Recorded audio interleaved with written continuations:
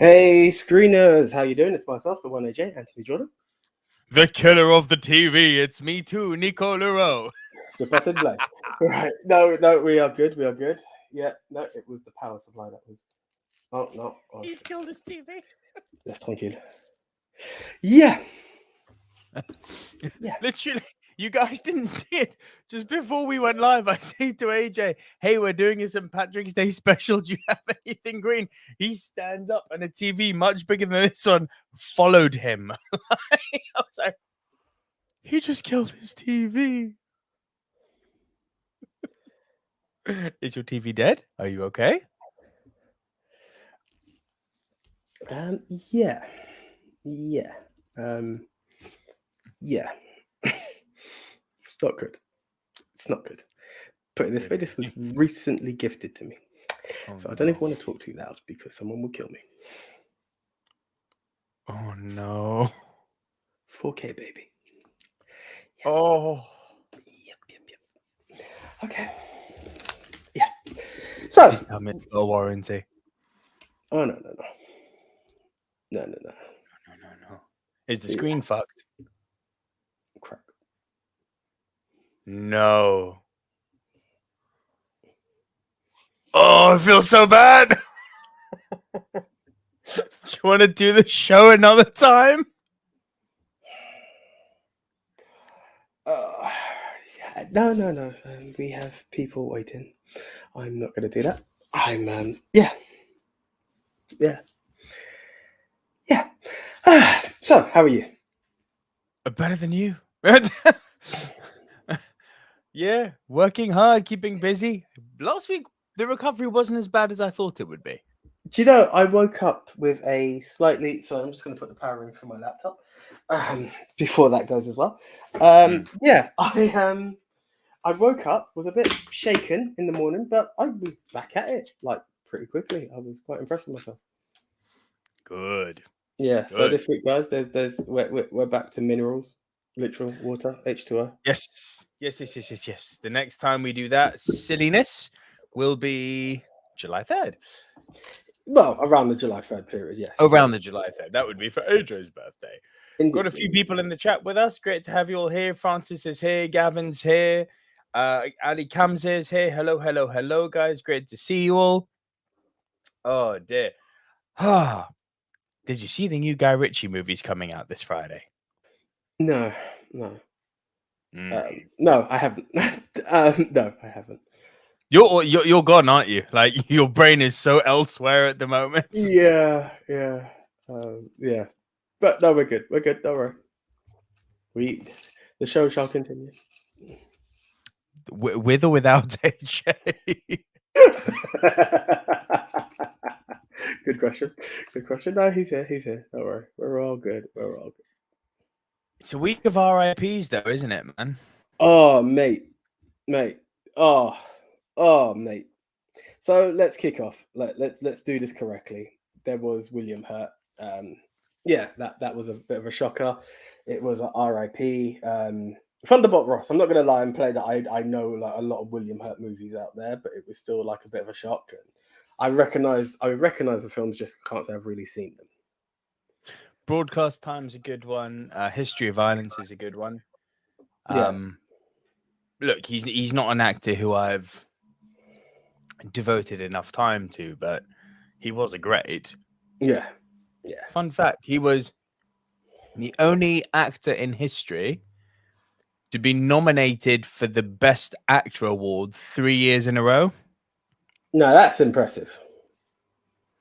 86, 87, 88. Wow. Won one of them too in 87. Okay. Big stuff. Not even the great Tom Hanks has done that. Frank Torres is here too. Hello, Frank. Frank says, hello, friends. Hope you're well. What is the biggest pop you've ever heard in the theater? Some of mine were Captain America with Thor's hammer and Neo standing his ground against Agent Smith. The Captain America one was... Huh? I think the hammer with the Captain America. Hammer was big. The hammer was big. I think seeing Daredevil got quite a pop as well at No Way Home. Bro, seeing Andrew Garfield got quite the pop. Yeah.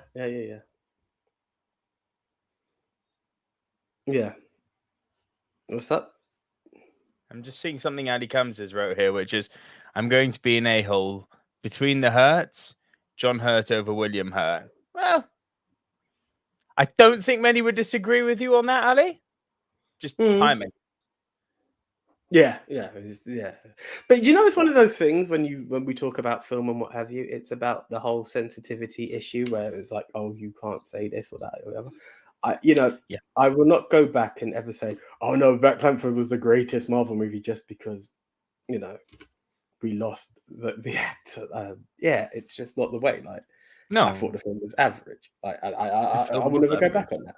And it's just Chadwick Boseman, great actor, but I'm not going to say he was the greatest actor. I appreciated some of the films he's done. Others, I still wasn't sure about Get On Up. I don't like seeing parts of him trying to do James Brown, and that's a challenge. I'm not saying he was a bad actor, but I saw parts of it, and I'm like, I don't know if this film's for me. Fact. Yeah, I'd agree with everything you've just said. It's we do romanticize the departure of artists, don't we? It's just something we do as movie fans and as artists and as art lovers. Yeah. But we're not talking just the RIP of William Hurt. We got to talk wrestling. One moment. I know it's not a wrestling podcast, but Frank Torres, I know you'll appreciate this, but just AJ and I here are bound by a few things in life, movies being one of them. The other is wrestling. I mean, RIP Scott Hall. Mate, when it comes to Scott Hall, like Razor Ramon, the bad guy. Yeah. Hey, I was actually meant to kick off this episode with "Hey yo," but situations make me kind of lose track. I've seen. I remember Owen Hart passing, and that was one that really tanked my stomach at school. I was like, I was shocked. My hint of green is DX, right? Yeah. The NWO, like if we're gonna go into that territory very carefully. Well, you guys have seen the Ministry of Wrestling logo. It represents. Yeah, like we tried to do NWO. That's who we are. And nothing is more instrumental in that than Scott Hall, the man who first showed up in WCW, crossed enemy lines, blurred reality and fiction to the highest degree with what he'd done, and was such a hero. There was no in-betweens on it to me. It was a hero, growing up. And I heard that he was on a life support machine after hip surgery. And you're like, I know, it's wrong, isn't it? And the saddest bit, bro? It was when Dave Meltzer reported back that he's off the machine, but he's still breathing. And I was like, he can do it. He can do it. He can do it. No, I needed to pull through. Sadly, he didn't. So, Scott, Razor, thank you for the memories. Rest in peace. Yeah, I was near tears yesterday when that hit me. Bro, like I think Monday Night Raw was a terrible product, but that eulogy they played for him was lovely. Yeah, some people said they could have done better, but I also think that given the time, they didn't have much time to put anything together. It was like really like his death was announced, he was there. It would have been poor taste to say like they started working on it from the minute that they found out he was on the life support machine. It's not for me to judge, but yeah. Would you say that his ladder match with Shawn Michaels is one of the top 3 Intercontinental title matches of all time? Possibly, quite possibly. It's kind of hard to say no. Someone had said that there should be an Intercontinental ladder match called the Razor Ramon ladder match in his memory, and I was like, I'm not opposed to that. And it should be for the Intercontinental. You know what? They should do that. The winner of that ladder match on night 1 goes on to fight Ricochet on night 2 for the Intercontinental title. That would be a nice touch. You won't do that because, come on, we know who we're dealing with here, but... Indeed.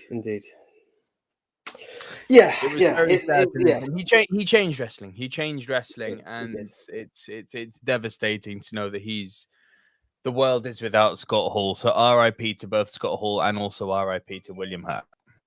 Indeed, and other inanimate objects, but we won't get into that. Yeah, sorry, I'm still kind of shaken, as you can tell. I shouldn't be making humor out of situations where, two greats have passed. So yes, it's there. But guys, It's St. Patrick's Movie time. It's coming up. We're in that week. We're in that week where everyone's Irish for the day. Everyone enjoys it. Well, I'm not gonna. Hi diddly hoody ho. Yeah, but it's all fun. It's all smiles. It's all great stuff. And we just stumbled across it. We're like St. Patrick's Day, and we're like, should we make that the drinking game? And we're like, no, but that's a week after your birthday. How are we going to do it? We said on birthdays, and we're like, 10 Irish movies. And I was like, wow, yeah, we've never actually done that, and there's quite a lot to appreciate from it. Ali's very sad that my beard has gone. I will ask again. Sorry, where is the beard, Nico? The wife didn't approve. It grew too long. As a person who was at the wedding, I'm also very aware that it was only allowed to be 3 days. That was the vow. He's legally bound to get rid of it after a while. Yep. Yeah. I promised to never. Couldn't get my mind up. No, I don't mind. I was a big crier. I cried during my wedding speech. I don't mind. It was a sentimental day. It was nice. Happiness.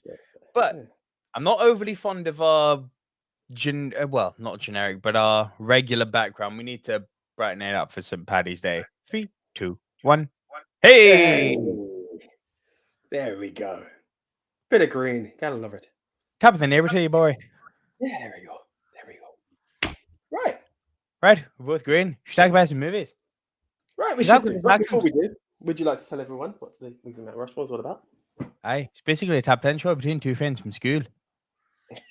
You are not going to try and do this the whole way through. Just don't. I'm just wondering the reason I'm laughing. Sure, to have simple. We each go our separate way, make our separate top 10 lists. Come back right here into recording, deliver to you the silver screen dudes, our individual top 10s. This week again, it'll be AJ to my right, going first, delivering his bottom 3. Then I'll deliver my bottom 3. Then AJ will deliver his next 2. Then I'll deliver my next 2. And then when we get to our top 5, we'll trade one apiece. But if at any time while we're rounding off our individual top 10 lists, one person has moved in a higher position, that person will say, Punt, you cunt. And we'll punt and get to that number and we'll get to that movie when it reaches that higher position. Once we have both rounded off our individual top 10 lists, we will combine and create the Movie Mount Rushmore. These are the 4 quintessential, diverse, must-see movies of this genre. Genre is a great word in Irish. Which this week is, my friend, what do we got this week, AJ? We got something good, don't we? What do we have? I'm going to stop now. What's that? Top 10 Irish movies. Top 10 Irish movies? Fucking hell, I'm going to stop now. It's terrible. There we go. I was going to say that. I'm actually really tired. That was the cut-off line. Like nothing beyond that. That would have been. That's it. No more Irish. No more attempts at terrible Irish accents. I'm done. I promise. Right. Okay. So. Hey, I'll take that. Nico sounds like Brad Pitt in Snatcher. That action. I'll take that all day. Ali comes and says, please, don't have Belfast on there. I have not seen it. So this one will be on AJ's business. I'm very sad I haven't seen it because it's getting a load of award buzz, but we shall see. I do not know, as with all weeks, what AJ has been watching. Interesting. Okay. But anyway, in general. Never play poker, AJ. No. Listen, mate. Listen. Normally the poker face can be all out. But I'm just thinking I could have really done with the luck of the Irish before pressing record. But the luck of the Irish, you know. But what I was also thinking of is, so Irish accents aside, as well as that, what then happens once we, the Silver Screen Dudes, have completed the 4 must-see movies of a specific genre? The challenge gets even harder because you have to vote for, to quote Highlander, in the end there can be only one. El Capitan, El Numero Uno, the best of the best of the best, the absolute must-see. And how do you do that? Well, it's quite simply. You head on over to We Love Movies. Big shout out to the man they call JT for Movie Polls for You. Or you can head over to Movie MT Rushmore. But we will only be retweeting JT, so go whichever way you want. But it's there. And you get the chance to vote for the absolute best movie of the topic. Last week our topic was... I'll come back to something you said in a moment, but let's just get this poll out of the way. Last week our topic was the top action scenes in movies. And our contenders were? Our contenders were the street shootout from Heat, the Crazy 88 from Kill Bill, the lobby scene from The Matrix, and You're Fired, the plain ending from True Lies.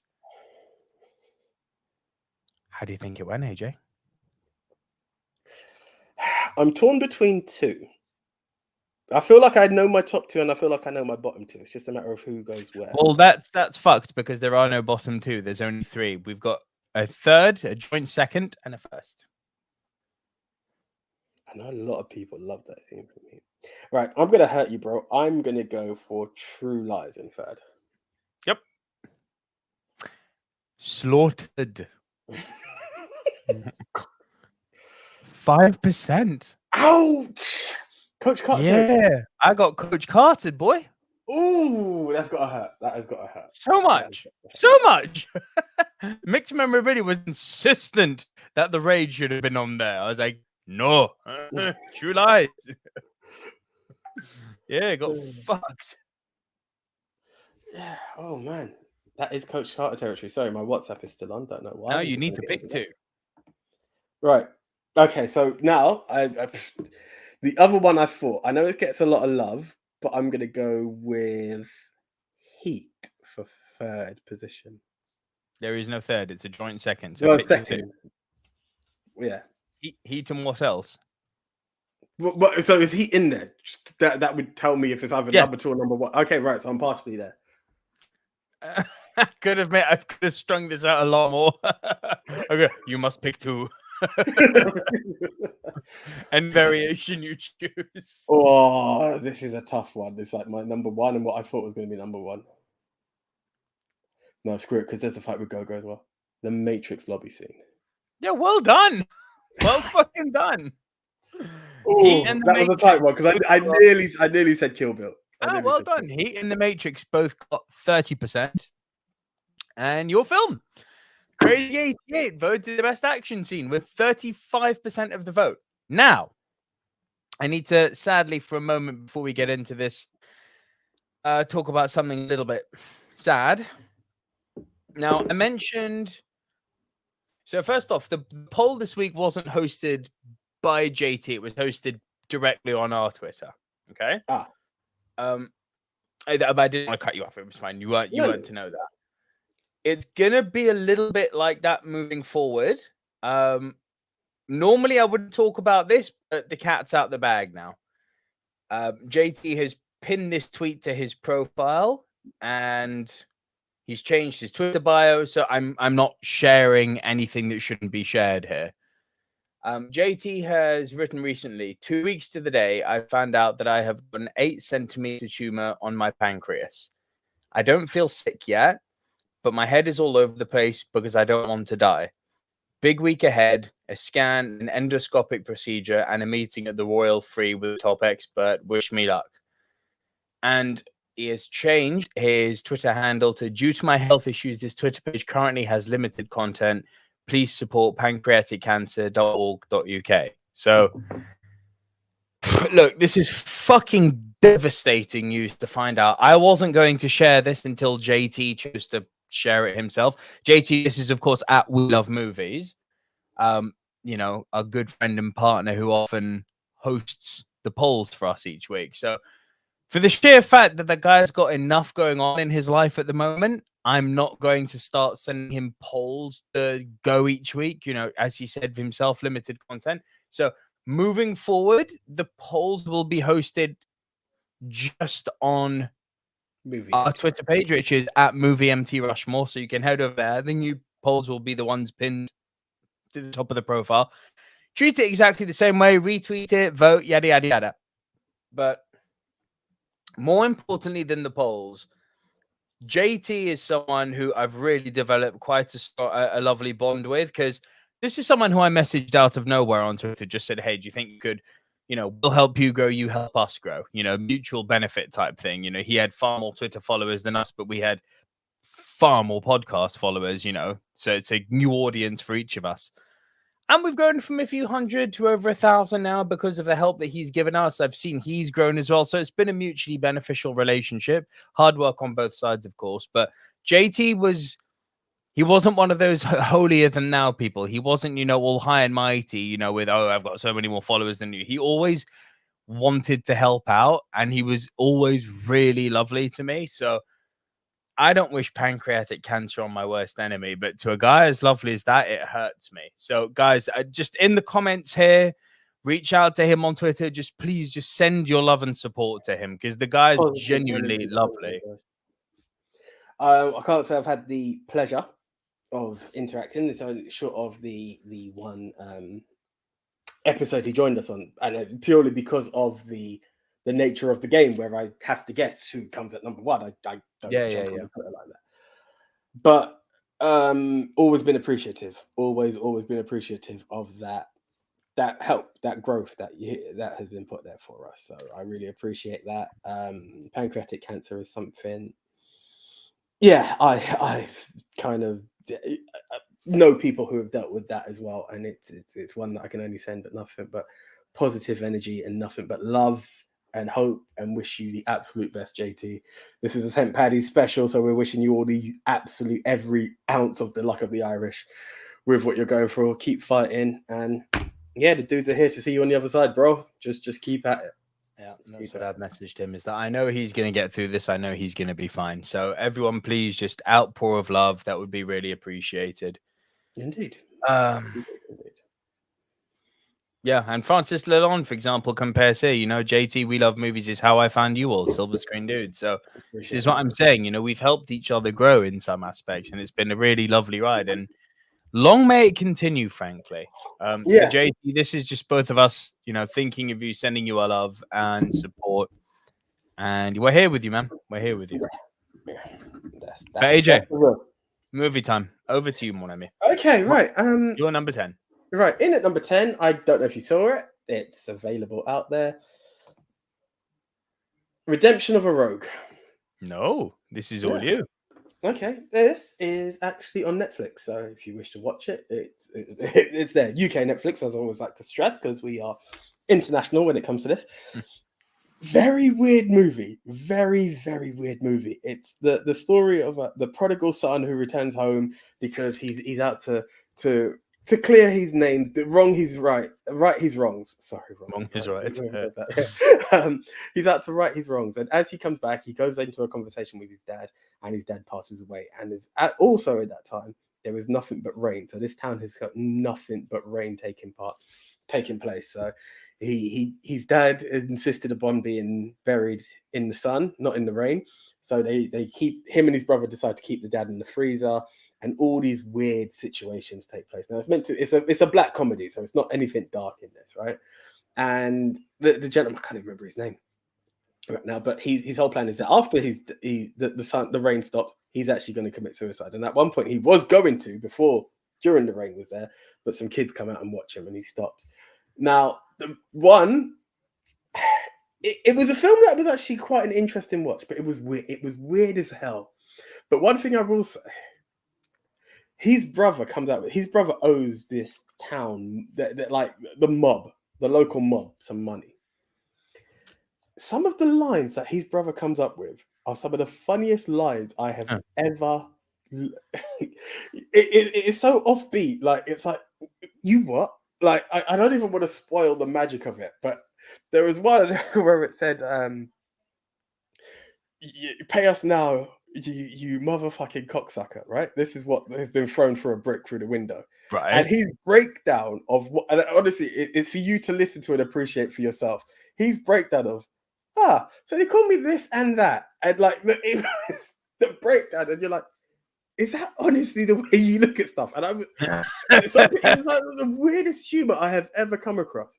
It's not the highest budgets of movies. As I said, I find it quirky. It was interesting and fun. I was actually shocked to see Rotten Tomatoes have given it 100%. I was like, I don't know if I would have. But I could kind of see the magic that is in there if you're into that weird, dark, quirky black comedy. So it was definitely one to watch for me. Nice. Yeah, what I put out there. Right. Cannot add, having not seen it. What's your number 9? Cool. In at number 9, another one from good old Netflix. Once. This has got Anne Hathaway in it, doesn't it? No, it doesn't. Who's the female lead in this? Bro, she's from the Czech Republic. Sorry? She's from the Czech. Okay, fine, fair enough. I should start to learn some names, shouldn't I? Her name is Marketa Iglova, and the gentleman Marketa is a lovely name. And the gentleman is called Glenn Hansard. So Glenn Hansard's in it as well. He's in another film that you may have seen. I didn't get a chance to get around to watch it, and I can't watch it tonight. But we won't get into that. Yeah. So this is a story of, and I'm not shitting you, he's called the guy, and she's called the girl. So he is a street busker, and he plays music, and he also works with his dad in a Hoover repair shop. And you just see him busking away, and he's got a family or friend who tries to nick his money at first. And you can see he's just a guy just trying to make a living. He means no harm to anyone. And so he plays like recognizable songs during the day. But while he's still on that pitch in the evening, he plays his own music. Right. And she just happens to be walking past, and she's in the big issue. And she's like, I really like that music. Like, why don't I hear you play that before? And he's like, well, people won't tip for my own music. She's like, but you should try. Like, you should really, it's good. He's like, no, it wouldn't. But with that, then she finds out he repairs Hoovers, and they've just built this. But like, she finds out he repairs Hoovers. She's like, oh, I'll come and see you. She brings the Hoover to him the next day. He's like, well, I don't repair Hoovers here. I'll do it in the shop. This and the other. She's like, yeah, but I brought it now. I can't bring it back home. How about I bring it to yours? Long story short, he fixes it in his house, in his garage, and he offers her to stay. He offers for her to stay the night, and she's like, no, I'm not going to stay the night. What is this? This and the other. And that was it. She walks away, but he redeems it because there was a bit of magic between them, and that's what it is. So he goes to her workplace, find out she also plays the piano, and in that, and I'll tell you what, bro, for something that's not music that I recognize or have purchased or heard anywhere else, you're like, if you take something like that Bradley Cooper Gaga film, Star is Born. The Star is Born. The songs are out there. Like, in the shadows and stuff. Like, you hear it everywhere. They play some really nice folk type music. Carry on. Sorry, I'm just going to sort out my window because it's really hot in here. Carry on. But it was actually some really nice tracks in there. And what happens is, they just build this budding friendship. He is a bit older than her, but they build this friendship, and eventually they start to pair up, and they team up with some other buskers and create music to create a demo disc. Now, there's a spark of will they or won't they? And I'm not going to spoil it as to what happens there, but it's quite a nice movie, and it's also on a very, very low budget behind it. Like, when it comes to even it's filmed with a handheld camera, you can feel the rocking in places, but it's got a nice little budding relationship to it, and yeah, it's a sweet movie. Okay. Nice. Well, Addy Cam's your choice. Once was a good movie. I learned about Van Morrison through that movie. Nice. Gavin Mann appreciates your Rogue. Was it Rogue to Redemption? Your Redemption first one? of a Rogue. Redemption of a Rogue. Yeah. So, got some love coming your way, bro. What is your number 8? Right. It's Angela's Ashes. That is a punt. Okay, over to you, sir. Okay. I wonder if you've seen this one. In at number 10, a movie about 2 elderly Irish gentlemen. Really sweet. I'm going with Waking Ned. It's a slight punt. It's a slight punt. Ah, my man.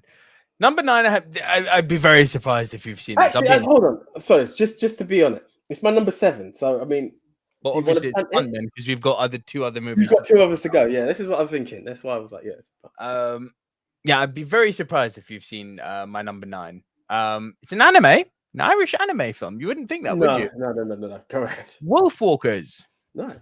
Now, look at this poster. Look at this artistic design on the look at the artwork on this poster. That's what the anime looks like. It's quite fucking beautiful. Yeah. It's all like hand-drawn watercolor. It's an Apple TV exclusive. Okay. There are other ways to see it. Are you telling me? Moi? There are other ways to see it. But no, Wolfwalkers. Okay, so there's one major star in it. Sean Bean's in it as well. He plays he does the voice of the father, but it's a really amazing story about an English father and his daughter who have recently just lost their mother, who move to Ireland, and the father's a hunter, essentially, and he's there to hunt this wolf pack that's terrorizing the town.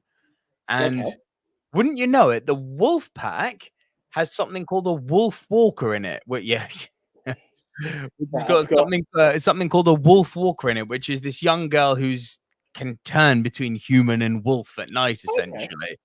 And yeah, her and the dad's daughter form a very unlikely friendship because essentially she becomes friends with what her dad is trying to hunt. So you see the little trinity going on here, right?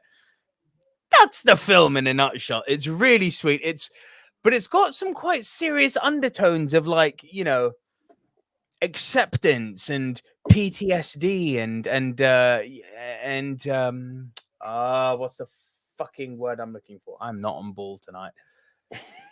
We'll just go with PTSD. The commonality is that both girls there. So that's one of the facets that binds them. But they're both coping with the loss of their mother in very, very different ways. So that's kind of what's interesting about the duality of how these two female characters behave. It's a really good little animation. And I was genuinely surprised watching it. I'm like, you're not a Disney or a DreamWorks movie? Because you could be. Like, nice. That really good. Tien's here. So GR1 Grim Reap _R. I'm here. Told you I'll be here. Tien, it is so good to have you here. Really appreciate a returning viewer. Every Tuesday, 8:30, bro. Hope to see you back. GMT. Yeah, Ali Kamza says, oh, that's a great movie. The same guy that did Song of the Sea. Yes, correct. Song of the Sea, which also nearly made the list. Ali Kamza then goes on to say he has a truly wonderful style, and all of his movies are style over substance, and I love the style. They are very good. Very, very good. So yeah, that was my number. I'm just going to add that as well. It's great, man. So Wolfwalkers. Number 8, I have a feeling we're going to be having $1 million baby moment here, because it's a movie that I've told you to see again and again, and I imagine you probably haven't. No. And it's sad because it's really good. I'm going with Sing Street. Do you know what? Sorry. Do you know what really kicks ass with that as well? Put the poster back up. I'll put the poster back up for you. In cinemas across Ireland when freaking St. Patrick's Day. It was a St. Patrick's Day movie and I haven't seen it. That's really annoying. Well spotted on the poster. I wanted to say something really sneaky. Now, I was tactical with that poster selection. I didn't even notice that. Didn't even notice that. So well done on noticing that. But yeah, bro, Sing Street is fucking great. Kid moves to a different town. Parents are going through a divorce at home. His coping mechanism, music. And it's about him and his band coping with life, going through a coming of age story. He meets a young girl who he shouldn't have something with, but he tries to impress her with his music. She encourages his music development. It's a great story, man. It's a really, really great modern coming of age story, and I cannot impress on you how much you need to see this film. I suck. It happens. It's just I suck. All right. By the way, talking of $1 Million Baby Story, I've actually seen it on Netflix yesterday. It was in the rotation. It's back on Netflix if you do want to watch it. Oh, by the way, Ali Kamza says Sing Street is the same director as Once. You each have an Irish musical by the same guy, but different ones. My touch. Oh, my touch. That's interesting. Gavin Mann says, speaking of Wolfpack, there's an excellent documentary about a family called The Wolfpack. The kids learn about through life, through films. Go see this at the cinema, and the cast stand up for a Q&A. Nice, Gavin. Okay. Gavin Mann says, Sing Street is my number 3. Funny and full of joy. Agreed. Absolutely wonderful film. So, AJ, what is your number 7? Right. So, bear me a sec. Just wanted to add The Wolfpack to the list of to see films. The Wolfpack. Yeah. Carry on. Yeah, The Wolfpack. That time it wasn't an AJ thing. It was just that. No. In at number 7. In at number 7. Your number 10. Waking Ned. Yeah, it's lovely, isn't it? It's a nice little sweet movie. Like, for it to be like, in terms of like comedy, like listed, I wouldn't say I had like the world's biggest giggles, but it was just a sweet, watchable movie. And so that is what I loved about it. It's just a nice little sweet movie. I can't contain it anymore. We're talking of a really close knit town who someone won the. Come again? A really close in the town. Yeah, really. 47 people. Yeah. And like it's been announced that someone's won the lottery, and I love the way the film starts, where you think, "Oh, you're Ned," kind of thing. Like, I'm like, "Oh, okay," and then it all unravels, and then you find out who Ned is, and it's like, "What do we do? How do we do it?" And they all come together again, all 47, just to be like, "Well, we're not going to let this just go to waste." And the story ensues, short of one pain in the ass member in town, and nice and sweet. Wait, that old witch. But here's a fun fact. So, did you know that the guy who, not the main character who comes up with the idea of dividing the money around town and stealing it from the government, but the old guy, who rides naked on the motorbike and who essentially takes on the role of Ned, I was looking at him throughout this movie and I'm going, I've seen you before. You were not as old, but I have seen you. Where? And then it came to me, it clicked with me. Did you ever watch Fawlty Towers? Yes. Do you remember an episode called The Builders? Oh, yeah, I must. So Basil is obsessed with hiring someone called O'Reilly, who's a cheap labor force. Yeah. And they block up the wall so they can't get to the dining room, essentially. And then they get called back. They knock down the wall. And they've knocked down a supporting wall by accident. So, the whole thing is like, he should have listened to his wife and gone with the more expensive builder, right? But the guy who played O'Reilly is this old dude. The old guy. I was like, the other old guy, correct me if I'm wrong, because I haven't actually fact-checked myself on this one. Is he Bilbo Baggins? No. He's not. Oh, fair enough. Bilbo Baggins was Ian Holm. Bro, I didn't know. He just looked like him. I didn't even check if it was Ian Holm. I was like, okay, fair enough. Definitely not Bilbo Baggins. Fair play. There we go. I would say Martin Freeman was Bilbo Baggins, more aptly probably. But yeah. I'm talking old Bilbo, not young Bilbo. But yeah, fair enough. Yeah, it's do you know what? It's like one of the few con stories where you're really behind the con artist. Yeah. It's like, you know what? Fuck yeah. This little town of 47 people, mostly elderly, country bumpkins, let's be honest. And let's be honest, you want them to win because essentially who it would go to if they don't win are the real villains, let's be honest. Yes. The joke is that, if someone wins the lottery, they usually have a heart attack and don't get to spend it. And then the money goes back to the government. Bullshit. Yeah. So these guys in the town were like, no, this money's ours. We're going to take it ourselves. Fuckers. Indeed. It's great. I really, really, really had a good time with it. Well, it's a nice, sweet movie. That's what I liked about it. And your number 6?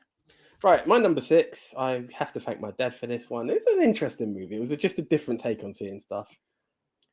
John Wayne, The Quiet Man.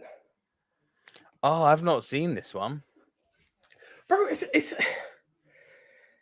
a weird, not weird in a weird sense of film, but it was like, I didn't know how to take it. It was very interesting to see John Wayne in some. Like, at one point, I was like, was this even really filmed in Ireland? And it actually was, which was nice and sweet and cool about it. And it was also, what also made me laugh, like within the first half hour, 45 minutes of the film, what do you get? John Wayne on a horse. I was like, you stupid. You're not a cowboy, but you still have to be pilgrim. Yeah, so it's the story of a man. Like, we don't know what it is until much later on, but it's not a spoiler. Essentially, he's a boxer and he's ended up killing someone, but by accident. He doesn't do it on purpose. It's just in a match, take someone out. And what he's done is, while just escaping from that, he goes back to his family roots, which is as a kid he was born and bred in Ireland. I don't know what age I can't remember what age he left, but as a kid he grew up in Ireland, and he just comes back to just want to build his life over there. And essentially the first lady he sees has really captured his heart, and it's just this budding relationship of, as much as she's a hothead, the hot redhead who's there, like she is a hothead, just very convenient for an Irish film. Carry on. There you go.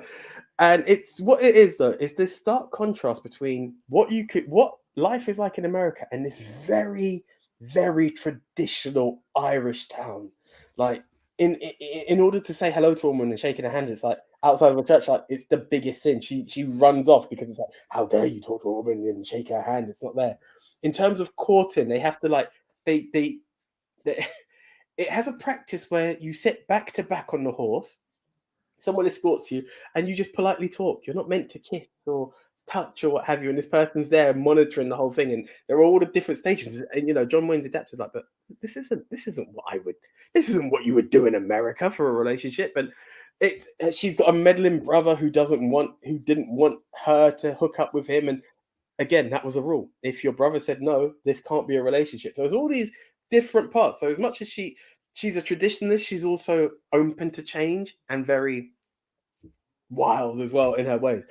It was an interesting film. Like I to some people it was a great movie. I just found it interesting. It was sweet. It leveled up to be there at number 6. But it's a really interesting film to see, like a culture clash while just appreciating it, the Irish side. Like the first part of it, I was like, you're not going to really make the Irish sound that stupid, are you? It's like he just comes off the train and he's like, I can't remember the town. And it's like, oh, I'd like to go to that town. And they're like, oh, well, if you go that way, well, if you see that sign over there, yeah, is that the way? No, that's not the way. That would be the long way. And then someone else intervenes, like, well, why didn't you go this way? You're like, they're not doing this to the Irish. No, but that's not the way. It develops into like very just strong traditional roots, and I appreciated it for that. Well, once again, you've got some people agreeing with you in the comment section. Francis Lon says, give me a lol for the Builders episode. Great episode. This should mean something to you. Francis Lon says, AJ, Cincinnati? Nope. Yes. Pittsburgh. Yes. Indeed, yeah. I do. Fuzz Aldrin says, John Wayne and Maureen O'Hara in The Quiet Man is a classic 70th anniversary this year. It's a must-see movie. Wow. Oh, did not know it was 70 years old this year. Wow. Snow White's nearly 100. I remember we talked about that. That's insane. That's proper scary. That's big. That's mad. Ali Kamsa says, The Quiet Man could have been so much more, in my opinion. Ford was a bit too conservative for it. I cannot comment, have not seen it. Francis Lalonde says, Nico, definitely watch The Quiet Man. Pure fun. It's a visual treat. It's really sweet. I'll check it out. That was your number 6, yeah? Yeah. Over to you, sir. Right. Okay. So then my number 7. I found this one on Amazon and I was really pleasantly surprised by it. It's an Amazon exclusive and I've really enjoyed it. It's called Dating Amber. I'm going to add that to the list now. Thank God this is... Oh, it's called... Yeah, I was going to say thank God it wasn't... It's an LGBT movie. So the premise is... It's again set, it's school age kids. There's something to be said about the Irish and their strong religious beliefs and how that's so closely tied into their school system. Because a lot of these movies seem to have that theme running through it. There's either a divorce going on at home or there's some sort of coming of age story at school. And it's about the kids wanting to develop beyond just the conformity of religion in school.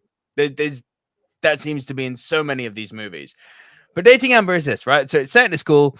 You've got this girl called Amber who is a lesbian, but she's bored of being called, a leather, a dyke, a this, or that, and the other. These are not things I'm saying. These are things in the movie. You're going in the film. Yeah. And then you've got this other kid who's gay, right? And he wants to kind of prove to everyone that he's not gay because, a man shall not lie with another man. It's sinful and all that, right? Bullshit. But yeah, you can't be gay and be Catholic. Heaven forbid. So unless you have the dog color, stop it, Anthony. Stop it. Wow. Stop it. I've seen Spotlight. I'm not. Anyway, we'll move on. Yeah, literally. But yeah, so what these two characters decide to do is they decide to get into a straight relationship with each other just while they're in each other's beard, is it? Yeah. So it's like, you won't be gay because you're with me, but you won't be a lesbian because you're with me. And they really play into the role well, kiss in public. She gives him hickeys to make it look like they're doing it, holding hands. But then what happens? And this is where it goes into 40-year-old virgin territory, whereby it starts as a comedy and then it starts to get, have some real profound messages behind it. Because she comes to terms with who she is, going through something like, coming out is obviously a monumentally difficult time for these kids in such a strong religious community. They form this wonderful friendship with each other, and it's almost like they do fall in love, but in a platonic way, if that makes sense.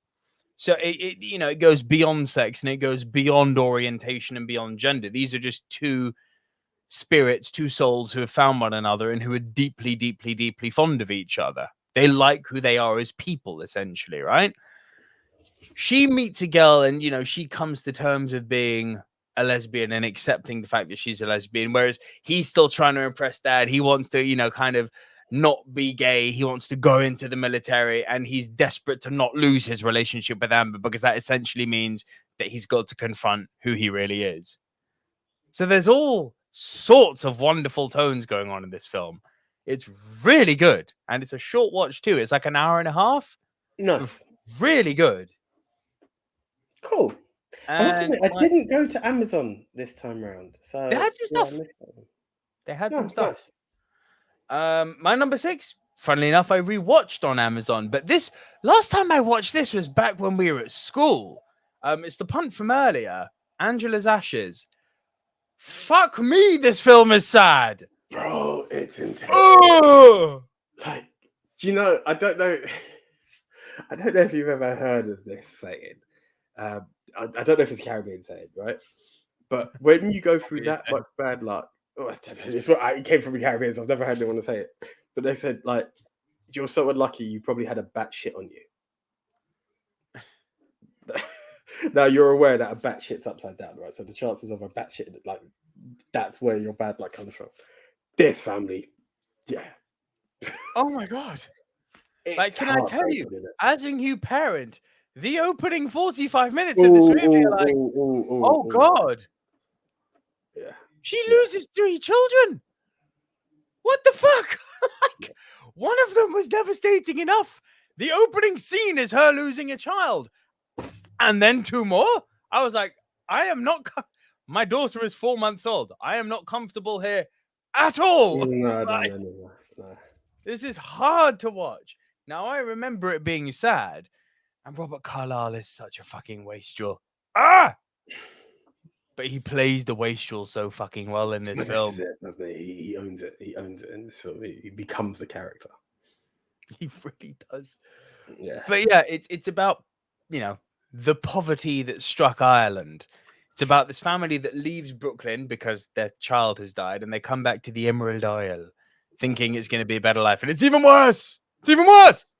But you kind of, it's that weird hope, isn't it? Because he goes, we must have been the only Irish family leaving New York. Yeah, to go back to literally. Ireland. Think, okay, but it's got to get better. But my god, it's just tough. It just gets worse and worse and worse, and it's like, can you stop trying to outdo Grave of the Fireflies, please? Like, but this is your sadness. It's based off of a biography, isn't it? I know. I haven't fact checked it to know how much is real and what isn't, but dude, it's so fucked up, but it's so good. Yeah, it's a big film. It's a big film. And Emily Watson is amazing in this film. She really, really is amazing. All right, what's your number 5? Right, in at number 5, 71. Oh, I missed this. This was the one film I didn't get a chance to watching. I know it's on Netflix, but I need to get around to it. So it was really funny because the first thing I'm looking at as I'm watching the main character, Hook, and the first thing that comes to me was, but in Skins you were called Cook. You've gone from Cook to Hook. That was a weird one, but it's pretty intense, man. It's one of those films like where a man, essentially, it's a man caught behind enemy lines. The British Army are coming into Belfast, and they're just there with their weapons. They're just trying to maintain the peace, and it kicks off. The retaliation kicks off, and the person he's with gets shot in the face, and he's now on the escape. And you're warned about what's the Protestant areas, what's the Catholic areas, and this is the estate where it's a bit mixed, but do not go into that estate. And so he and he's being chased by two of the they Protestant? No, they're probably Catholic.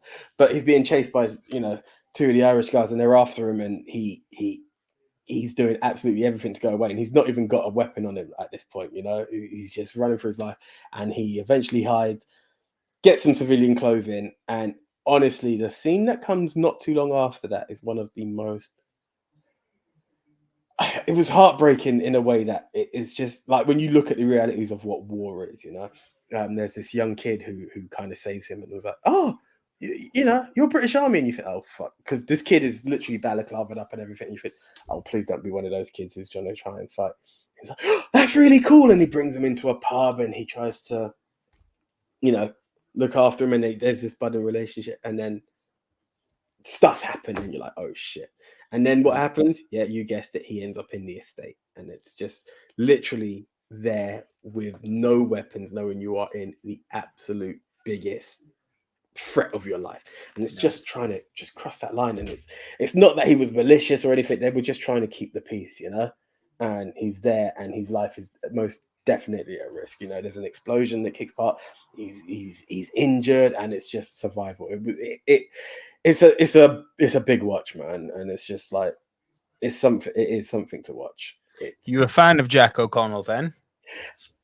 Do you know what? I'm not gonna lie. I've seen him in Skins, and I've seen him in this. I've not seen him. I was actually quite impressed to see that he'd done a few bits. I heard he had done films, and I think I knew this. I think this was listed as one of the films because I remember hearing it was.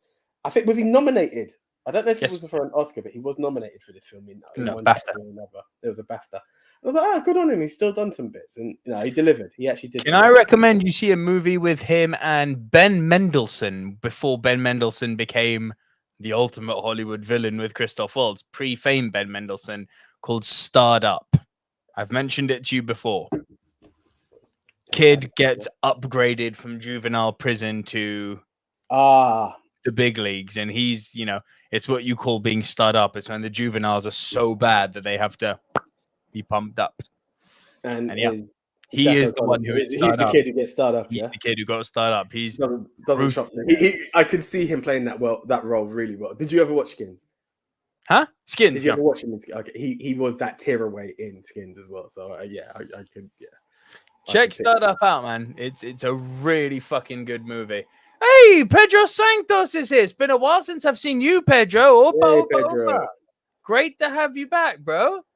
Nice to see you, man. Gavin Mann says regarding 71. 71 is good, and also Barry Keoghan pops up in it as he does with a lot of Irish films. Yeah, we'll get to Barry. We will get to Barry. Barry is awesome. So that was your number 5, was it? Yeah, indeed. All right. My number 5, Mr. Daniel Day-Lewis, the boxer. You left this one off, huh? Put it this way. DDL was going to be in there 3 times. I'm like, no. No. I mean, yes. Absolutely, yes. Absolutely, yes.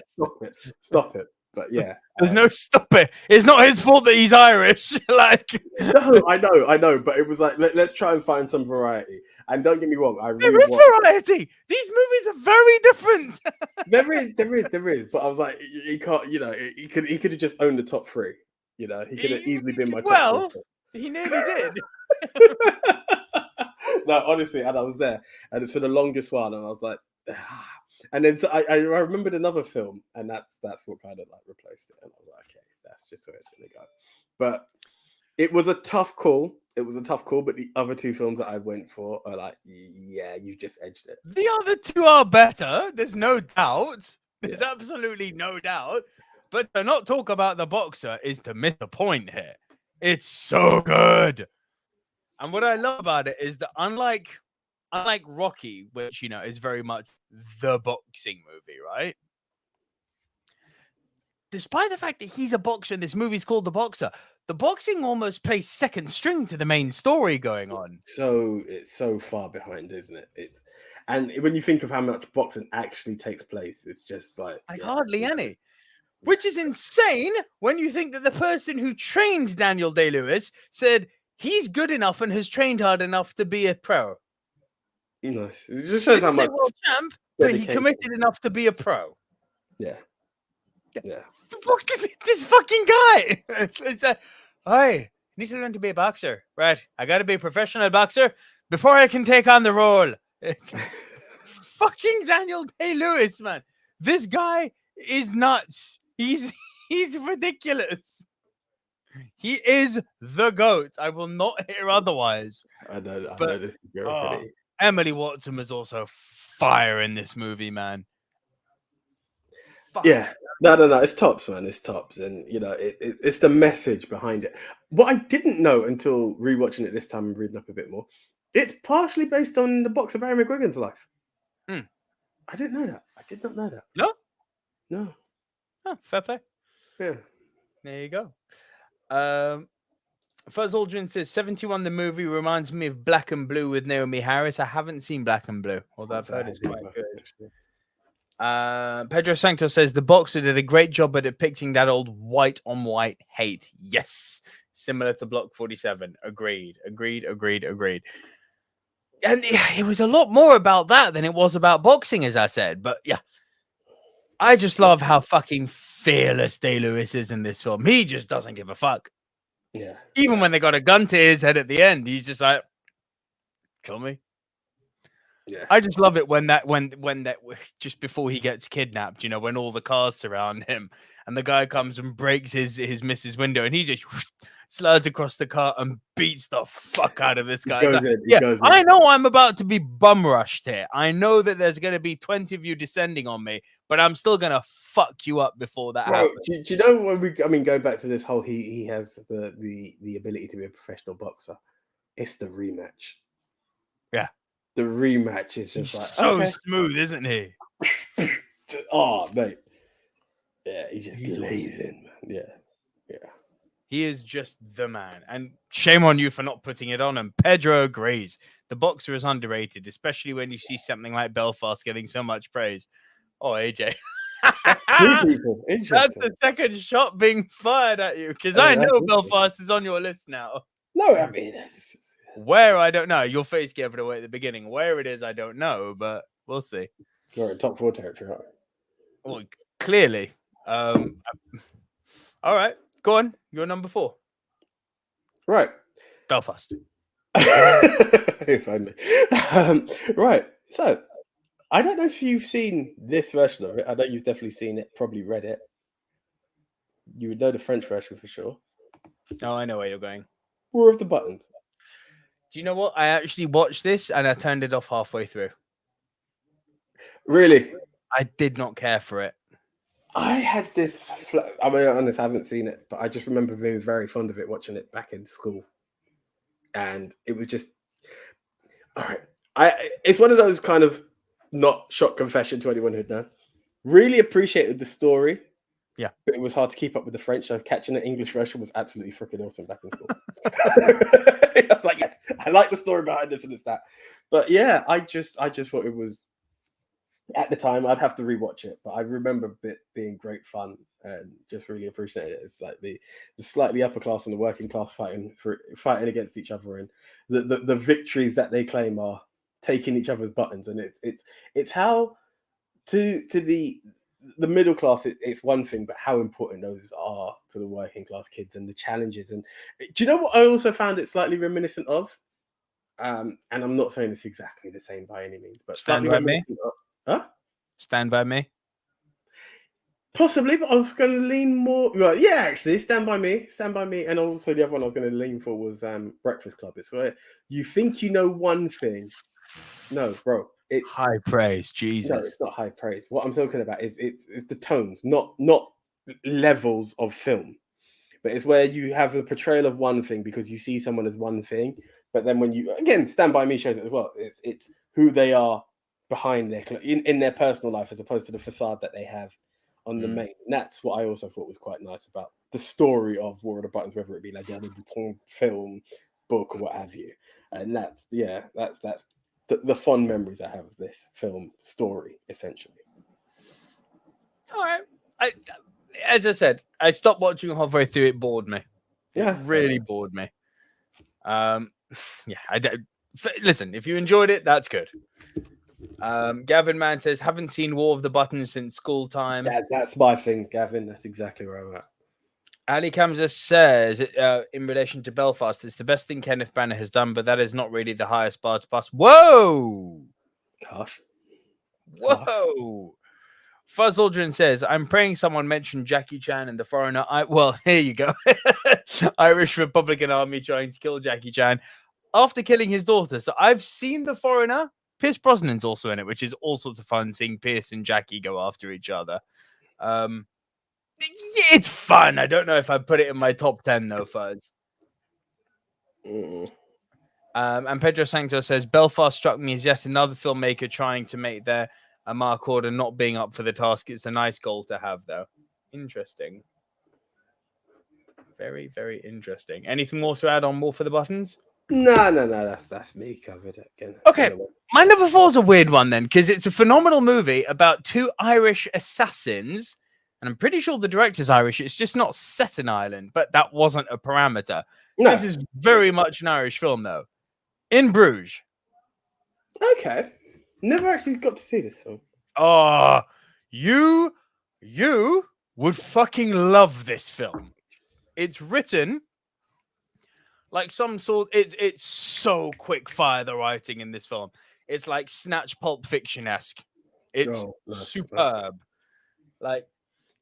These 2 Irish assassins are sent to Bruges, and the whole movie's got you wondering, why are they in Bruges? Now, Brendan Gleeson's really embracing the fact that they've got this kind of like little holiday in Bruges, so to speak. And Colin Farrell's like, no, I fucking hate Bruges. and the running joke throughout is that they go, they kind of come and go into each other's paths as they're touring around Bruges. And, Brendan Gleeson will be, on a rowing boat in the river, or he'll be like in one of those beautiful churches that they have in Bruges.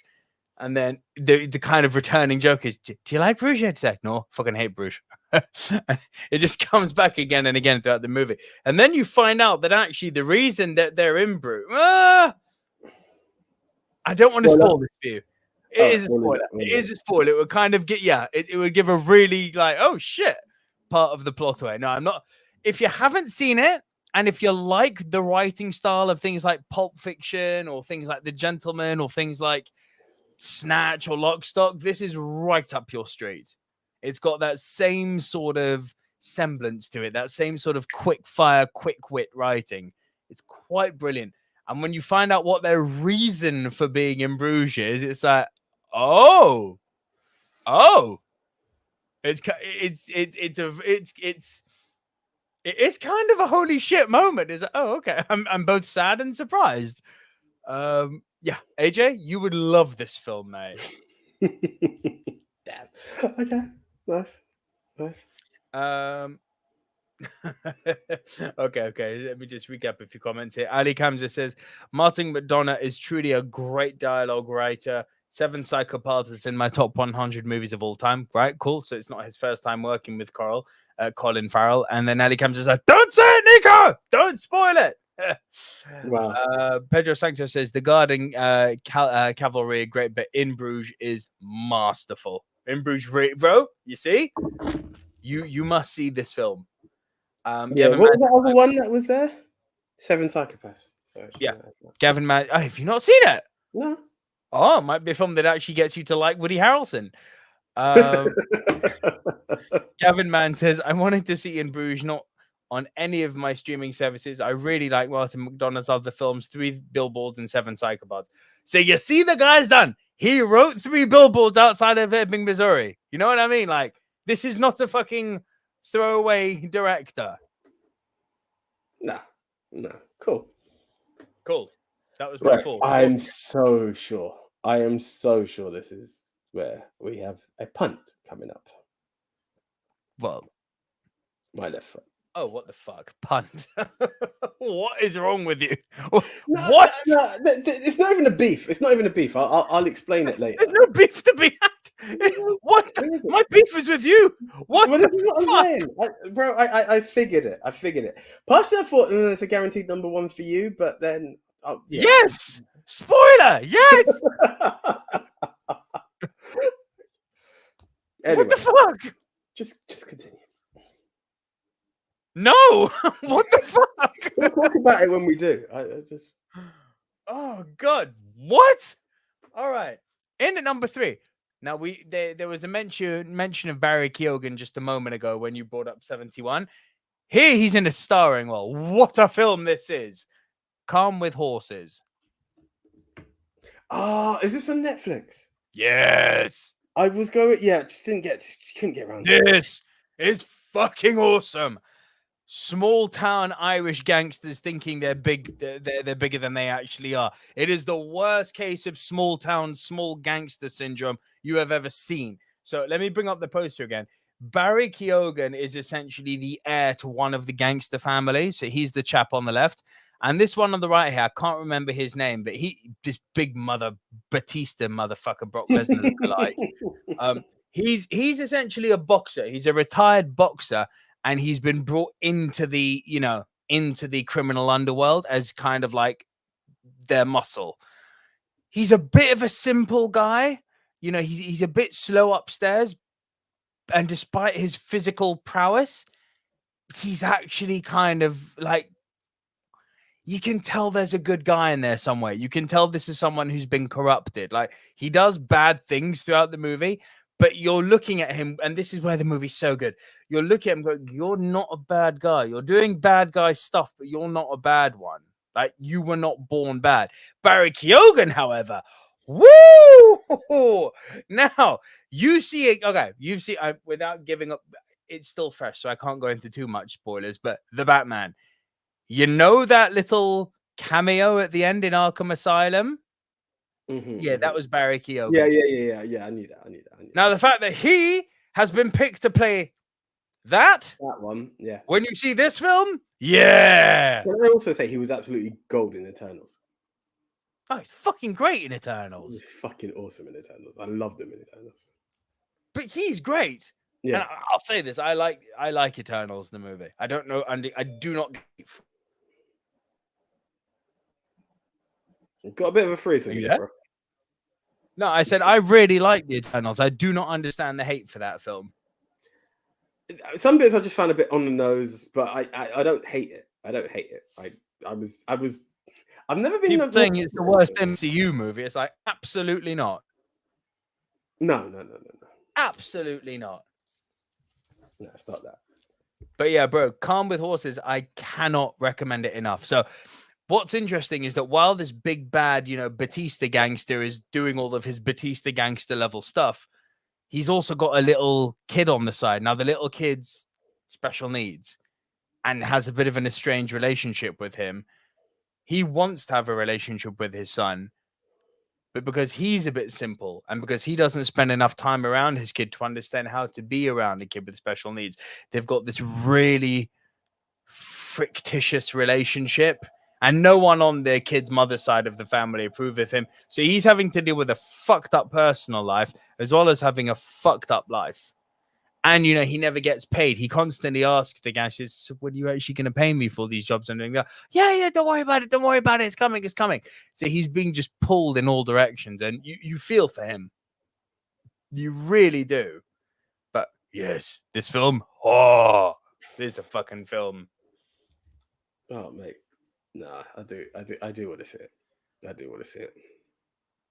It was on the list. It was on the list, especially when I tried to get like a diverse level of different stuff. That was like my gangster was one of them that I wanted to hit on, and I just didn't get a chance. I really just didn't get a chance to.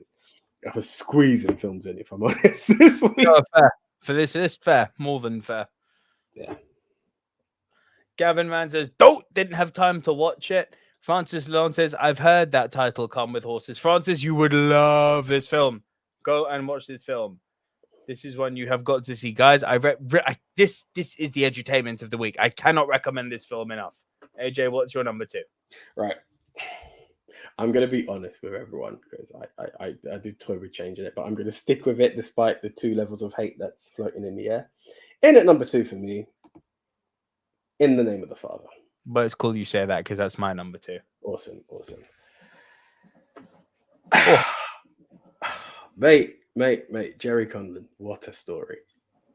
Oh. What a story. The Guildford. Do you know we done top 10 Daniel Day-Lewis, and I'm going to put hands up to certain things. I remember like certain things I'd seen in the past and I left it and I just went through. For this Rushmore, I rewatched these films intensely and watched it. This story just, it touched my heart, man. And I had tones of like When They See Us and shit, like the trial of the Chicago 7, this false imprisonment, this arrogance, this prejudice that some judicial systems have. Okay, yeah, he wasn't the most conscious guy going when he first came over to London, but yeah, he smoked a bit, he done a bit of drugs, he done whatever. He wasn't a bad person. He was a bit of a pikey, let's be honest. But he was a Jack the Lad, just doing what he wanted to. Free spirit. Shouldn't have robbed the place, but yeah, he was a bit of a twat, but it was overall good. But what happens, and it's not even just him and wrong place, wrong time. It's the entire family. Anyone who was around this guy. I was like, my God. Like, honestly, I can't remember when I first saw this film, right? And I was just like, I'll be honest, bit of a read up. I was like, right, when you rewatch it. And Pete Postlethwaite, oh my God. Rest in peace. What an actor. My God, what a story. A man who wasn't even anywhere near Guildford. I've taken the train to Guildford. It's not just that, I was around the corner. And the cover-ups, So a bomb has exploded in Guildford, and a man who was in London gets accused of being the one behind it and faces 15 years in prison. Not only is it that, the woman he was partially seeing goes down. His dad, who happened to just come down to find out what info, why is my son arrested, gets taken in. His aunt, who'd barely seen him, gets taken in. What a travesty. And it's the way that things are force-fed in. It's the torture scene in the interrogation room where they force him to sign that, and then they threaten his father's life. So I'd sign, it's yeah. It's like, and this is what, and I don't want to get into spoilers, but it's the documents and how they these motherfuckers. You can only take one sheet at a time, and a court case is coming around the corner. It's like, oh my days, you bastards, evil fucks, man. Yeah. It kind of makes you realize when that stat comes out that the police, of all the corporations that are there for public service, the police force is the most corrupt, and people are like, no. It's like, well, when you see shit like this globally, when you look at it, this happens all over. And the thing is, as I said, it's trying to the Chicago 7, When They See Us, Mangrove. It's like, come on. Just justice. That's what we're looking for. The balanced scales, just justice. It's meant to be blindfolded, people. Do you know a YouTube channel called Auditing Britain? No. Highly recommend you check him out. It's a guy called AB, Auditing Britain. And he basically goes around police stations in the UK and films them and gets the police all riled up. And they're like, you have to stop filming. He's like, nope, I'm in a public area and you're a public servant. I am in my rights to film. And every show is literally just him getting the police tongue-tied and showing that they don't even know the law that they're meant to be upholding. It's really fucking telling that that's where our tax goes. Yeah. Yeah. Quite sad. Right. Any comments? Any love in the name of the Father? I mean, lots of love in the name of the Father. Let's go through this. Let's start here. Pedro Santos says another excellent Jim Sheridan film. This is the second one we're bringing up with a boxer. Gavin Mann says had to get the same top 2 as AJ. You and Gavin are like joined at the hip. Gavin's my man. Hashtag. Ali Kamza says, in the name of the Father is also my number 2. Yes. Hashtag I'm with AJ. Pedro Santos says Akira Kurosawa and Toshiro Mifune, Jim Sheridan and Daniel Day-Lewis, and Martin Scorsese and Robert De Niro. Wonderful partnerships. Oh, yes. Yeah. I was thinking of that as well. Gavin Mann says, Nico, in truth, it wasn't really wrong place, wrong time. The cops really tried to make it stick. Yeah, that's true. Fuzzle the tosser in the squat. You can't forget him as well. What a knob end. What a knob end. Fuzz Aldrin says, I'm predicting Brooklyn with Saoirse Ronan is someone's number one. No, both are number ones. You should be able to figure out now. Pedro Sancto says, I think In the Name of the Father is great as it is, would rank below My Left Foot in the Boxer for me. Well, definitely below the latter of those, the former of those. Ali Cam just says, fuck the police is an international concept. This is true. This is true. Francis Sloan says, Silver Screen Dudes, by the way, may want to set next internationalation. Are you all trying to do this monthly? No, quarterly, please. Pedro Sancto says, I finally caught on Mangrove. I remembered your recommendation, AJ. Great film. Thank you. Edutainment received. Right. Do you have a worst? No. No, me. No. And don't get me wrong, Redemption of a Renegade, I was kind of toying with, and I was like, I don't hate it. And I'm only at 10 films. Well, I could have inserted the Boxer somewhere and get rid of it, but I was like, let's give a bit of diversity. And I don't want to shit on the film. It's quirky. It's crazy as fuck. It's good. It's not brilliant. Like, essentially, if I had more films, it'd probably be in my like 14, 15. But it's not shit. It's just quirky and low budget. So yeah. Just before we reveal our number ones, could everyone down in the comment section please drop their top 4? So I'd like to see what your Rushmores for Irish movies are, and then we'll read those out in just a moment. But you're a bitch then. You're such a hype man. No, bro. Can I be honest? I'm not even aware of the hype. If I'm honest. It won like 5 BAFTAs last night. I saw it before it came out last night. I was aware that it was out. You were aware it was an Oscar nominee, right? If I'm honest, I didn't pay attention. Oh, fair enough. I did not pay attention. I just knew it was out, and I was like, that would be pretty cool to see if it's called Belfast, it's got to be an Irish movie. I don't know. St. Patrick's like, catch it. Do you know what I mean? Like, go for it. And that's what I done. Where did you catch it? Everyman Cinema. Fair play. No, Picture House, actually. Picture House in Finsbury Park. They had it. But yeah. Right. Well, crack on then, mate. I have not seen it, so yeah. I mean, I don't. So here we go. Sure number 1. I'm going to piss off a few people. Yeah. So you guys guessed it. Oh, sorry. I'm looking at the wrong part of the list. In at number 1 for me was Belfast. Now, here's the funny thing about Belfast. I actually wasn't sure if it was going to be my number 1. Now, obviously, DDL deserves the crown for like number 1, right? In most areas.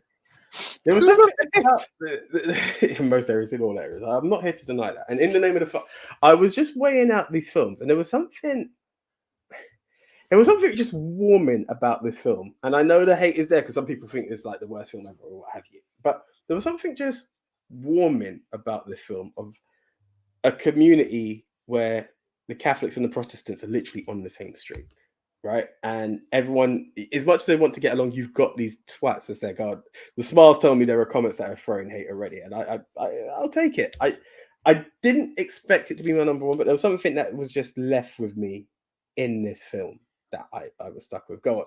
Your face is so telling. Like, you tell me private message. Okay. Yeah, we'll leave it at that. But yeah, so I was just like, there was something about it that just such a wanker. Bro, when I found out it was in 1080p, I was like, all right then. That was the biggest telling to what our private message was about. I was like, okay, cool. It is actually available in the Picture House. But anyway, we digress. But it's not all we die, but yeah, carry on. Yeah. So just watching it, and it was this vision, and it's the small trouble that he gets into. This is Paddy, the young boy who we essentially follow. It's the bond he has with his grandparents, which is really, I find so sweet. It's his dad, played by Jamie. Is it Dornan? Jamie Dornan. Dornan, who I know from Once Upon a Time as a Huntsman. I obviously know him as Christian Grey, and I don't want to waste my time. And I actually really enjoyed his character in this. And it's what I also liked is maybe, and it's not a spoiler. The dad keeps 50 Shades Grey, boy. Exactly. But the dad keeps Forget going Twilight, boy. We got 50 Shades, boy. There we go. Yeah. The dad keeps going away, and you're like, oh, he's essentially going to fuck up his family. And spoiler, he does it. It's just it's really nicely grounded, and it's the small bits of trouble they get into. It's that there is one part of it, and I'm aware this is meant to be Kenneth Branagh's own story, and I don't know if this was something he would like to put out there to make his dad look like the ultimate hero and stuff like that. And it's like, oh, really? But even that, it was like, okay. But I just really just liked this film I couldn't categorize it essentially, but it just warmed me. And with that, I was like, I like this film. And it's some of the reactions that little buddy gives that just makes me just giggle, like really sweet giggles of like, he gets caught up in situations and his responses to when he does it, I was like, oh, I really like it. And that's what gave it away for me. Okay. Yeah. And it's no hype. I swear to you on everything, there was no hype. It is though, because it's the new movie. It's the one you've just seen. It was a new movie, but I was like, put it this way, yeah. I kept seeing the poster. I honestly have not paid attention to who's up for nominations anyway. No, I don't mean hype in terms of Oscar buzz hype or necessarily popularity hype. I mean, you're a hype man in the sense that this is the thing you've seen. You always do this. It's very sweet. No, when you've seen something recently and you love it, you're like, it's one. No. Here we go. A lot of these films were, I mean, Once was there. Redemption was there. Most of these films, I was completely blanked on. Even The Quiet Man. This is the first time I've seen it. Okay, it's the latest movie that's out there, so maybe the quality attracted my eye a bit more. But aside from that, I really just enjoyed the warmth of the story, and that's what caught me. After a bit of warmth, and my number one's not for you. Do you know there's a part of me that didn't want to make it number one, if I'm honest. There was like, it's the bait given. It's like, like when we were doing Batman and you knew The Dark Knight was going to be in multiple number ones, which essentially it was 50% of number ones. Like, but I feel there was a point where we all just had to be like, you don't want to go with the given. And I appreciate the performance. And this was my breakdown. I was like, I appreciate the performance. Belfast was the backdrop. It represented Ireland, whereas this was character focused, and that's kind of that's not fair. No, it's not. Obviously, you experience Irish life in there. I'm not going to deny that. I'd be a twat to say otherwise. But again, that's where I broke it down. It's like what everyone was going through in the name of the Father. The whole battle between the Irish and the English, and right. It's the way I broke it down. But no, the film's absolutely fucking amazing. So show your number one, because it deserves it. My number one of the finest acting performances of all time. But that I will never deny. That it is the absolute greatest performance that you could ever. Do you know what else? Because I watched this again and I seen my left foot absolutely ages ago. It always stuck in my head. The credit Daniel Day-Lewis has is not to be ever taken away. But the kid who plays the young Christie was freaking amazing. So good. He's tops. Brilliant. He was tops. Absolutely brilliant. So much so that there were some points where I was like, I'd like to see more with the kid too. Yeah, like the young Christie Brown. And again, do you know what I've done? I kicked myself because I was like, when we were talking childhood performances, he deserved a spot. He did. I completely agree with that. But yeah, look, beyond just the performance, this movie, much like Angela's Ashes, completely encapsulates what it is to live in poverty-stricken Ireland. But Ireland is very much a centerpiece of the movie. But yes, you are right. It is. It is the Daniel Day-Lewis show, this film, isn't it? Like, what I find fascinating is that there's some very, he's not a movie star. He's very much an actor. And what I mean by that is you can speak to your average movie fan, the sort of person who only goes to the cinema 5 or 6 times a year. They haven't even heard of Daniel Day-Lewis. And it's like, what? It's weird. Do you know it's funny, right? Okay, he's Bill the Butcher to a lot of people. And I remember hearing the name, and I link it to stuff with like Dancing with Wolves and stuff. And it's when I go back to these Jim Sheridan trilogies that I'm like, and it's something I remember my aunts watching as a kid. And I go back to like, I saw this, but I saw that, and they were just like, they're freaking amazing films, like that. And that's why when Francis put up the muses, the directors and their muses, these are ones that definitely need to be honored. Like Sheridan and Day-Lewis deliver together. But so do Paul Thomas Anderson and Daniel Day-Lewis. You know, they've done things like The Phantom Thread, and what I think is even better as a performance than My Left Foot is There Will Be Blood. Like, Plainsview is a dirty bastard. But it's, do you know, one of the things, and I remember you saying it very early on, probably season 1, it's the broken ribs. It's the how dedicated to the role this man is. He's willing to break his ribs. Like, what the fuck? This guy is such a method actor that he stayed in character playing Christy Brown the whole time, and he stayed contorted in a wheelchair and contorted himself so much that he broke 2 ribs. What the fuck? The dedication this guy has for his craft is on another level. Like, how the fuck are you going to put anything other than My Left Foot as number 1?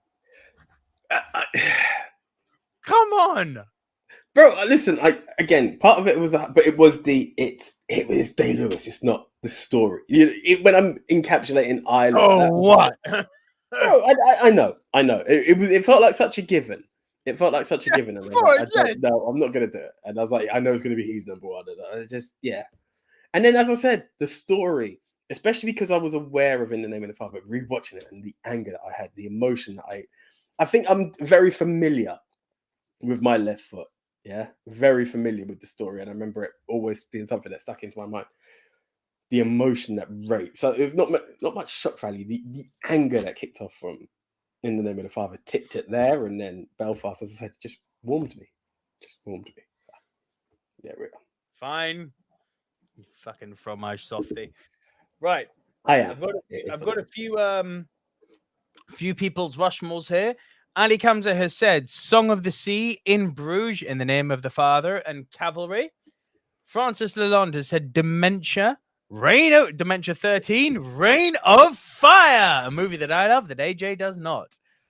I need to see it. I've never finished it. That was my problem with that film. Such fun.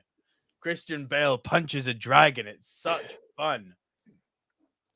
Pedro Sancto says, since Barry Lyndon's out, In Bruges, The Boxer, The Wind That Shakes the Barley, and The Commitment or Hunger. Wind That Shakes the Barley. Interesting. Wind That Shakes the Barley and Killing of a Sacred Deer, 2 films I really wish I'd seen. Gavin Manns gives us a top 10. We've got Dating Amber, Michael Collins, Angela's Ashes, Breakfast on Pluto, Cavalry, 71, Block 47, Sing Street, In the Name of the Father, and Belfast. Good on you, Gavin. Good on you. Fuzz Aldrin says Far and Away, Calm with Horses, Brooklyn, and Rose Plays Judy. These are all very good choices, guys. Love it. Pedro Sanctos agrees. Reign of Fire is good fun. It's great fun. What is it about dragons that are so timeless? So I've just popped over to the comments myself, and this one from Gavin caught my eye. I really wanted to see The Commitment. I just didn't have the time to squeeze it in. Yeah. That was another. It just comes up as one of those top Irish movies. I really wanted to see it. So. I agree with that. Yeah, it's cool. So let's Rushmore this bad boy. Wow, this has been a nice fast show. My God, yeah, hour and a half. Who would have flunked it? Ooh, back to normal, baby. But this is even quicker than most Rushmores. But there we go. Yeah. Right. Okay. My Left Foot has to be on there. Stop being silly. I'm not opposed to it. My argument, my thing where I stopped to hesitate was we're not going to put like 3 Day-Lewis movies. That's what. We could. We don't have to, but we could. Can we at least agree on My Left Foot being in there? Oh, yeah. What? Why are you hesitating? I said yeah. You got bad internet. I've got bad internet. Wesley Snipes in What We Do This House. Now, motherfucker, my internet's the best. Motherfucker. Fiber optic up in this bitch.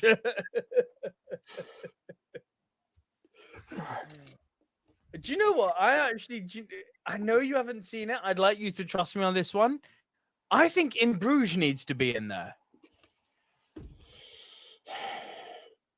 And Pedro's. Do you know what? The fact that it's got Colin Farrell as well, I can work with.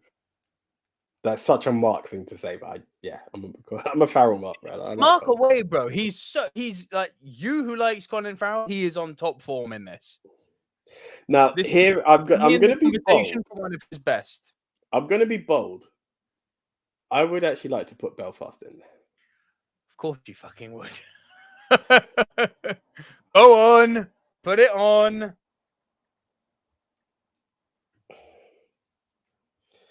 In the name of the Father. I'm very tempted to. You know you want to, AJ. You know you want to. Are we really doing the double Day-Lewis, though? Aye, why not? Bookend it with Day-Lewis, man.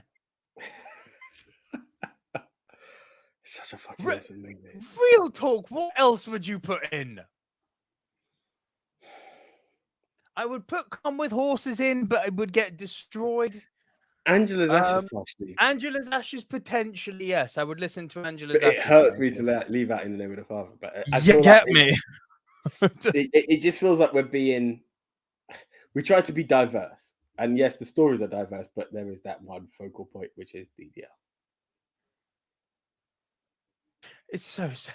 Angela's Ashes, I can't bring myself to do it. It's so sad. 3 kids. Like, God damn it. 71's also a good shout.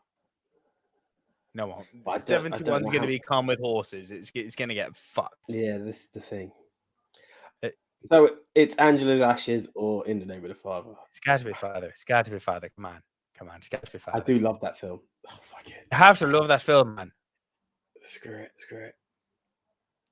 It's got to be. We're just kissing Sheridan's ass as well. Like, it's not. Because he's a fucking good director. Him and Day-Lewis together make some good stuff. Do we really? Yeah, no. Waking Ned wouldn't be that. No, come on. Yes, the fun films. We're talking Rushmore. Aliens come to Earth. They must see In the Name of the Father. It's for the enjoyment and for you, Jerry. Good old Jerry. Sorry, and the rest of the and Giuseppe. Yeah, the Guildford 4. 5. Is it the Guildford 5?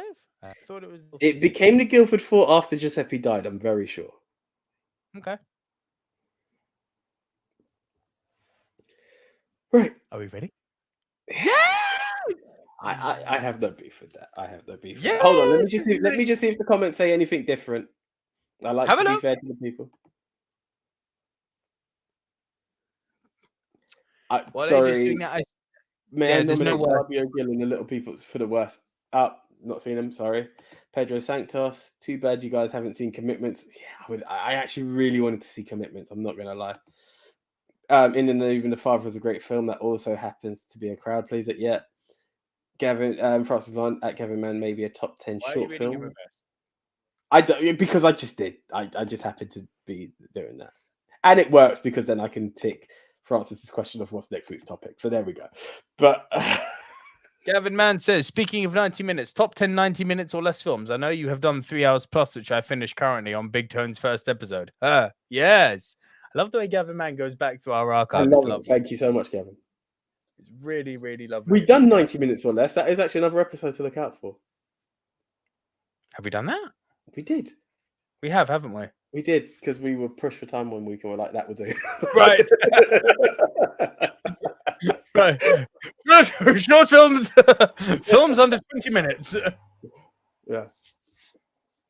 Okay. Nice. Cool. We got our Rushmore? Yeah. Ladies and gentlemen, the official. That's not right. Is he going to come out Irish for it?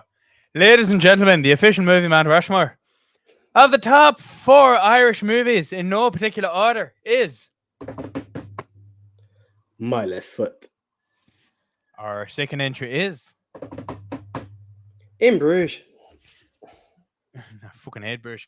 Our third entry is Belfast. Our final entry into the Movie Mount Rushmore of Irish movies is In the name of the Father. In the name of my father, Giuseppe Conlon. Oh, I love that film. Cool. That is a great Rushmore. Right. Francis Long was asking, next week's topic. It's another good one. Top 10 actors. What? I just saw Gavin playing the ultimate pod on us. So if we've done 90 minutes or less, 89 minutes or less. Francis Long says, Nico maybe should have recapped the Rushmore with Scottish. Oh, shite. Shall we do it, AJ? No. For a bit of film. that is I'll let Boots do that. In Bruges, Belfast, and in the name of the Father. You have just lost us 10 followers who really appreciated the fact that we done St. Patrick's Day. They're like, you bastard, how dare you? And your brother's literally just joining us as we're wrapping up. Oi, what up, Nate? Hey, Nath, I have something to share with you in a bit. If you've just joined us, I have something to share with you. Oh. Is it the thing? Is it the thing that happened before? I'm gonna share it with the screeners because we are family. Yeah. That's just it. Yeah. Oh, that hurts me so much, bro. If I tell you, I'm going to tell you off screen what the plans were. You have no idea. You have no idea. Oh, thank you, Pedro, Gavin. To answer your question, Gavin says 8 out of 10 on the Scottish accent. Thank you. And Pedro? Arsenal. Yeah. Pedro says, not sure what AJ's team is. If I remember correctly, Nico's a Chelsea supporter. Guilty, I'm afraid. Guilty is charged. Yeah. Man United out of the Champions League. That's I'd laugh, but at this point, I don't even know if Chelsea can afford the play to that, man. Yeah, I was going to say, football jokes are probably not your thing right now. I think it's so fucking ridiculously unfair. But, like, whatever. Like, I'm not going to get into the politics. Should you sanction the Russian oligarch who is allegedly feeding money to Putin? Yes. Should you punish hundreds of people who have nothing to do with it? No. Just no. No. Ali Kamsa says, I'm a fan of AFC Richmond. Respect. Nice. Yeah, our topic next week, to answer you, Francis, we are doing the top 10 actors who broke typecast. There we are. Yes, it's going to be a good one. It's going to be a fun one. Guys, so once again, now that we, the Silver Screen Dudes, have done the very tough challenge of finding the top four Irish movies, being, once again, My Left Foot, In Bruges, Belfast, and In the Name of the Father. I wanted to keep them bookended. That's why I hesitated there. Yeah, it's over to you guys now. At Movie MT Rushmore, guys. It feels so wrong saying it that way. But yeah, at Movie MT Rushmore for now. And I stress on that for now. And yeah, just put your votes in. And there was only one chance of voting. That you will, that's it. There's one chance to vote, and we will next week crown the winner. Yep, I'll put the poll up on our Twitter tomorrow, guys. The Twitter being at Movie MT Rushmore. If you could all do me a favor, as well as voting, if you could also please like and retweet, just so we can get more people involved with the voting process, because we don't have the 12,000 followers that our dear JT has. So just want to get a few more numbers on the poll. So if you could please, is when you see it, just retweet it, get your audience interacting with it too. That would be greatly appreciated. Remember, if you're listening to us on podcast and you want to catch us live, it's 8:30 p.m. every single Tuesday, UK time, on our YouTube channel, Silver Screen Dudes. And, if you don't have time to give us an hour and a half to 2 hours of your time watching, that's fine. You're on the move. You can be in the gym. You can listen to the podcast at... Spotify, iTunes, Apple Podcasts, Castbox, Deezer, Spreaker, iHeartRadio, Podchaser, TuneIn, Stitcher, and Geo7, and all you have to search for is Movie Mount Rushmore. Please tell a friend to tell a friend. That's the secret behind it all. But more importantly, if you have really enjoyed this, and there's no pressure because it won't ever come up, as Nico says, for less than the price of a coffee. I'll let you take it over from there, my friend. Yeah, guys, for literally less than the price of your daily Starbucks, you can head over to buymeacoffee.com/the movie dudes. The link to that is in the description below of this video or in the description of the podcast. And for literally £2, you can support the show, just help us keep the running costs down and help us keep bringing you content. That's the aim of it. While this show's on now, if you didn't have a chance to do it before, please just press that thumbs up button, like that share, subscribe thing that people talk about on YouTube is so greatly appreciated. It just pushes us out there a bit more. And by the way, for the that I keep adding in, do you realize for the man who created the Buy Me a Coffee, it's Movie Dudes, not the Movie Dudes, but just putting it out there. 2 weeks in a row now, my boy. Is it actually? But yes, guys, the link is below. But no, guys, as always, like we said it last week, under the heavy influence of alcohol, and I'm going to say it, completely sober with nothing but water. Whether you put a penny, a pound, not a thing, we truly appreciate this community that has been built here with you guys. It's really unmatched. So we truly do thank you. Whether you don't share it, whether you do share it, the fact that you come in each week or catch up with us one way or another, or most weeks, we truly do appreciate each and every one of you. So from the bottom of our hearts, I would like to say thank you for that. Thank you very much. And also, guys, please, I cannot stress this enough. Huge friend of the channel and of the podcast, Mr. JT over at We Love Movies. Please just his tweet is pinned to his profile about what he's going through at the moment.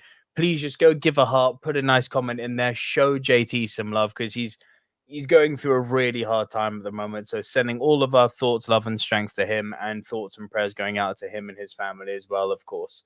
A quick few comments have come in here. Pedro Sanctor says, many mentions next week to Will Ferrell's dramatic roles then. Maybe. And Pedro Sanctor says, Will Ferrell in Stranger Than Fiction, Jim Carrey in Eternal Sunshine, and Robin Williams in Insomnia stick with the comedians.